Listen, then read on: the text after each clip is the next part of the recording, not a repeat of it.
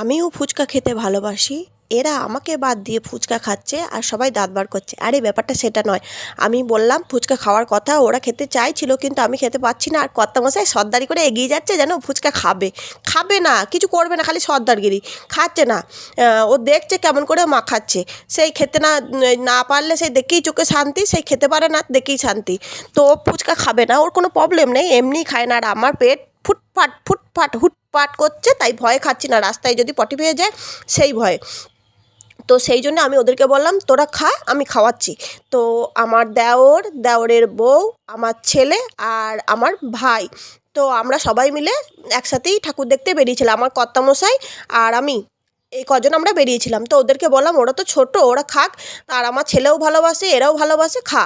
তো ওরা সব অল্প অল্প করেই খেলো, 10 টাকা 20 টাকার খেয়েছে মনে হয় সব এক একজনা। তো খেলো, দিয়ে তারপরে বললো ভালোই করেছে, আমরা খা। আমাকে অনেকবার বলেছে খেতে, আমি আর খেলাম না।